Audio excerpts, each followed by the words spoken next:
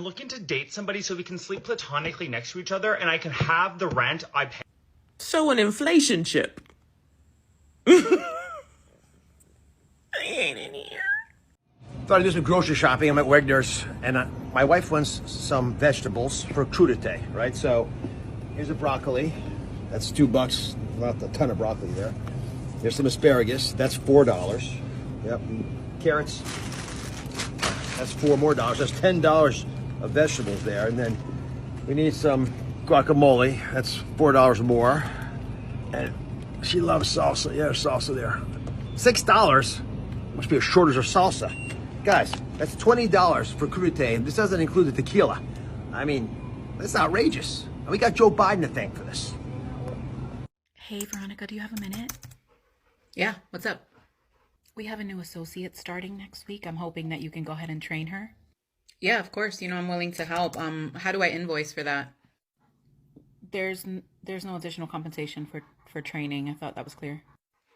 Well, I assume I'm still going to be expected to meet my own goals as well as training her. So it's going to be additional work for me. So I'm highly expecting to get compensated for the training, especially because the training is about a month and a half. I was kind of hoping you would do this as a favor.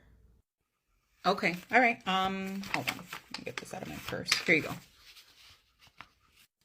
What is this? What's this? It's my light and my water bill. I figured as a favor, you could take care of them for me since you want me to do this as a favor. There's no need to be sarcastic. I'm not being sarcastic. My life doesn't run on favors. My life runs on income. So I'm happy to help with training if you're going to compensate me. Otherwise, you can find someone else. Daily reminder for those of you being shamed for buying things that aren't necessities in this economy, that if it keeps you from killing yourself, it's a necessity. And people that don't understand that right now, they're just living under a rock, right? Because media is all about inflation, inflation, inflation. And if they don't know the impact of inflation, they really should start Googling that as opposed to Googling what the Yankees did last night. Really, though, it's financial education. It's simply, there's no other way to put it, but it's financial education. Understanding that, yes, debt, as we kind of grew up with it, consumer debt, going and opening up charge cards and spending it on consumer goods, horrible debt, horrible way to live. What's supposed to happen is you buy a new car, you drive off the lot, it loses 30% of the value, right? That is the mantra of buying a new car. But we are not living in normal times. I called up a number of Cadillac dealers. There's no way you can get a new Escalade. You're going to have to wait 6+ months. Good luck. Just so happened that one of those sales guys called me up a couple weeks later and said, someone is not taking delivery of their car, which they ordered 7 months ago. Would you like the car? I didn't really know any of the specs, didn't really know anything about the car. I just knew it was the premium, super hooked up, platinum sport Escalade, and they look sick. So I said, screw it. I think at the very least, I'll be able to get my money back for the car. Like, I don't really have much downside. Could I make money over a $100,000 car and kind of put my money where my mouth is? That's not supposed to happen. That's not a normal opportunity in a properly functioning economy. So I got home, tell my wife, hey babe, well, I bought a second Escalade, and So right now, we have a major inflation crisis going on. And the government has spent the past few months telling us that they're trying to figure out how to solve it. Like it's really that complicated. Seriously, I can solve inflation in about 5 seconds. Now listen up, because the powers that be are never going to tell you this. But ironically, the way we combat inflation is by employing the same strategy as they told us would cure COVID. Seriously, if we really want to flatten the inflation curve, all we have to do is stay home. For real, go get all your gas, all your necessities, only go to and from work, and stay home. Don't spend any money. Because see, that's the problem. We all spend way too much money. It's crazy. And look, my family and I, we're as guilty of it as anybody. Every day it's $100 here, $200 there, $500 there. One son needs a new Fortnite skin. The other son needs a new Ryan's Toy Review egg. It's insane. And look, they're gonna keep raising the prices until we stop spending. And the crazy part about it is the prices keep going up and we don't even give a shit. We just keep spending. And until we stop, they're going to keep gouging the hell out of us. And look, honestly, you don't have to leave the house to spend money. For real, like Facebook is retargeting you like every 5 seconds. But look, is that Green Bay Packers oven mitt really that important? I mean, look, I know those Baby Yoda boxer shorts are really tempting, but right now, the force is not with us. Okay? We're going to have to start living below our means, and we're all going to have to just bear down, bite the bullet, and stop spending. And when we do, we will see just how fast those prices start dropping. So I know the president would have us all believe the economy is great. GDP growth is up, job growth is wonderful, and he wants everybody to feel that the economy is wonderful. But I know better because I'm listening to people all around the country. Everything is too expensive. Life is unaffordable. Let's start with food, for example. A Ruffles potato chip bag. Look at this one right here. Just 4 years ago, at the beginning of Joe Biden's term, cost about $4 a bag. Today, $6. It's up 50% in just 4 years for a bag of Ruffles. If you just buy one a week, that's over $100 a year more that you're spending on your potato chips. I know it's difficult for everybody. Housing is too expensive if you can even find it. Healthcare too expensive if you even have health insurance. Education expensive if you can even afford the crushing debt to go to school. And of course, food and fuel. Fuel too expensive, and food. So under my presidency, we're going to change this so everybody can live the American dream. And that means raising the foundation for everybody from the very beginning of our lives until the very end. Join me. I'm Dean Phillips, and go to dean24.com. We're going to do better, and change is coming.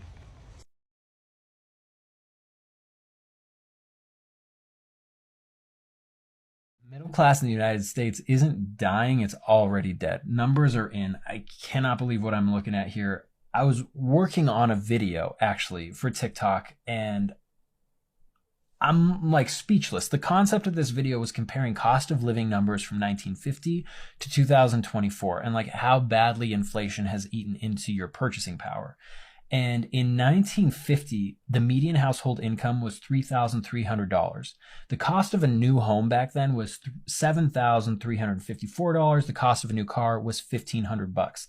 Meaning back then, if you wanted to buy a brand new house and a brand new car together, those expenses would represent 2.5 times your annual earning power. But if you flash forward to 2024, a brand new home, the median household income actually in 2024 in the United States is $74,000. If you buy a brand new car and a brand new home, you're looking at an average cost in the United States of $434,000. That's a median. There are some housing markets where you can't even get a starter house for $434,000. So the numbers are way worse in a lot of parts of the country. But $434,000 is what you're spending on a brand new house, brand new car, and that represents 5.8 times the median annual household income in the US. So here's where it gets really crazy, and my mind is just totally blown. $3,300 per year was annual median income for a household in 1950. Your middle class in 1950, if you were making $3,300. So the purchasing power of that money allowed you to buy a home and a car, and having those expenses represent 2.5 times your annual income. So in order for a house and a car in the United States to represent 2.5 times your annual income, to maintain that middle class purchasing power in the United States, what do you got to make? $173,000 a year to be what is traditionally middle class. And I've done the numbers for like decade by decade for this video. The numbers hardly changed at all from 1950 to 1980. In fact, by 1980, the purchasing power of the middle class actually went up. So the cost of everything increased, but so did people's median annual household income. So in the 80s, you were actually doing better than the people in the 1950s. But now, middle class, again, middle class, in 2024, you got to make $173,000.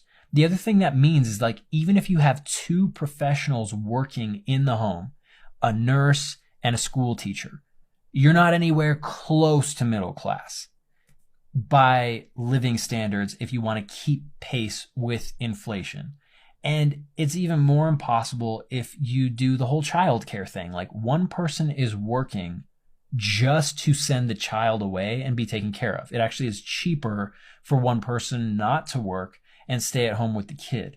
And one of the crazy things, this is not in the YouTube video that I'm making and the TikTok video that I'm creating based off of all of this, but I can't help but think, like, if you want a prosperous society and a brighter future, you want your population having more kids and making more really good citizens that can innovate and create businesses and make the world better as they grow up.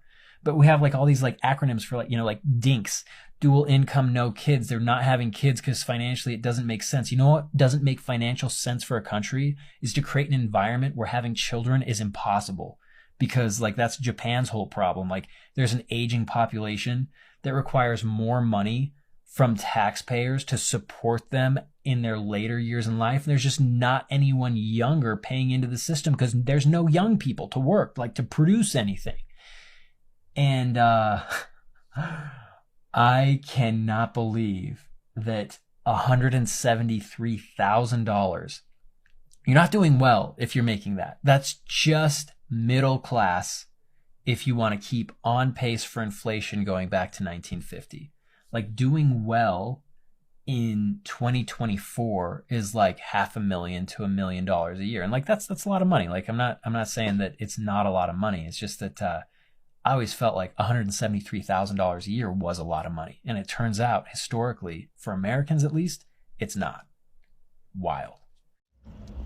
I'd love to hear you guys' theories on this one. So we have a guest who comes to Vegas 3-4 times a year. He's always stayed at 3 different super high-end casino resorts and their villas and palaces. He's from Japan, and he has this really unusual luck ritual. He orders 80 pounds of salt, sea salt from the Sea of Japan. Wants it delivered every time. He puts that in the corners of the room for good luck. 400 Ziploc bags. They have to be quart size. I'm hoping he puts the salt in that and stacks it in the corners. I don't know what he does with that. Size 15 Uggs house slippers, and also size 11 Uggs house slippers for his wife. Each time, same order. He always brings his children 6 iPhone chargers and 6 iPhone charging blocks. They have to be Apple brand, and they can't be bought, even though they're Apple brand, from some other store. Have to be from the iPhone store. So he shows up recently without a reservation and does this same order every time and goes through his routine. By the way, his luck thing may be working. I was told he was up over $500,000 for 2022. Anyway, checks in unannounced. He didn't have a reservation this time. That was a little bit odd. He checks in, and then he starts doing daily orders for this and that, and we take care of those. 2 days later, all of a sudden I get a call from a different casino. This is the 4th different place. He's checked in there, and they're not familiar with him. He's brand new, and they have this long list, over $1,000 worth of unusual items. And I'm going like, same name. I go, I know exactly who it is, what he needs. I'll get it and bring it to you. So I've got his list. I go get the items, take it to the second hotel. My theory is he checked out of one and checked into the other one. And he starts ordering, and like he wants cigars, and they go to one hotel, and then he goes cigars, same exact cigars to the other hotel, the first hotel. And then he's ordering meals and other odds and ends and items, and one delivery will go to this place, and then another delivery. And I'm like, is this dude staying in 2 places? And this continues the whole trip. So my question is, does he have like 2 wives and sets of children? And do both wives wear size 11 Uggs slippers? Nah, that can't be it. What's going on here? Why is it some kind of lucky theory thing or superstition thing that he's staying in 2 different hotels at the same time? Never saw this behavior before. Be interested in hearing you guys' theories.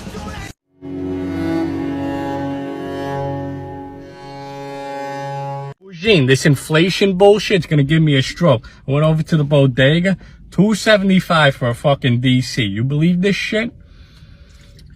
You can't fucking win anymore. I'm over here winning some, losing most. I just got a fresh cut though, feeling like an absolute gentleman this Bare Minimum Friday. Got the goatee, looking gorgeous for you, well, as gorgeous as you can look. I'm over here with a face fit for fucking radio, but I'm sure your sister's gonna be nice and happy, you know what I mean?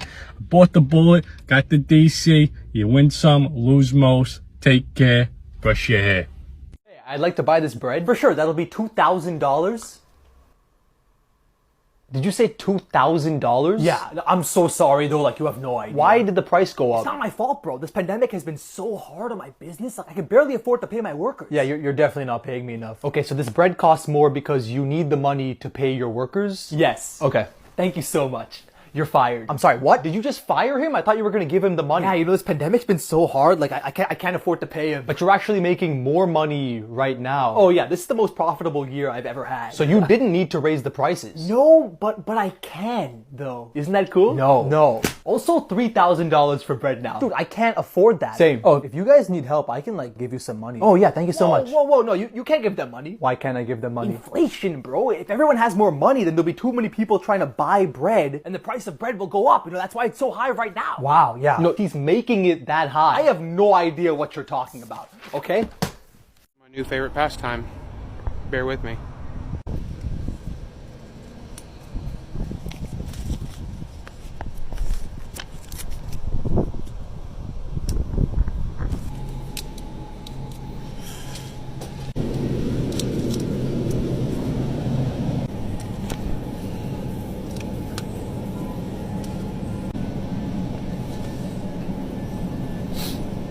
Okay, is anybody else going into like fight or flight mode? Because I feel like that's where we're at right now.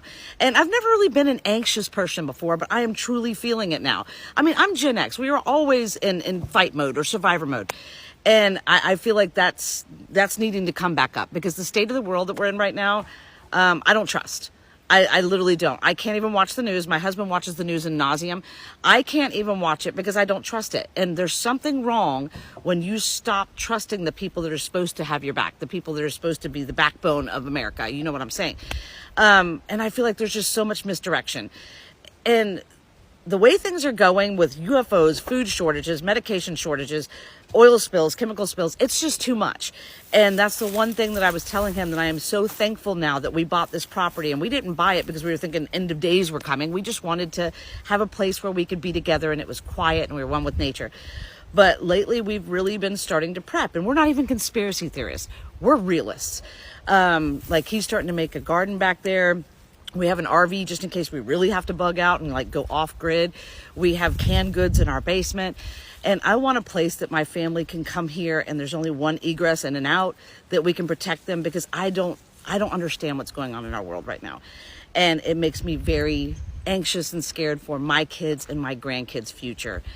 And I never thought in my 50 years of saying it that for once I'm literally getting prepared for something I don't know what.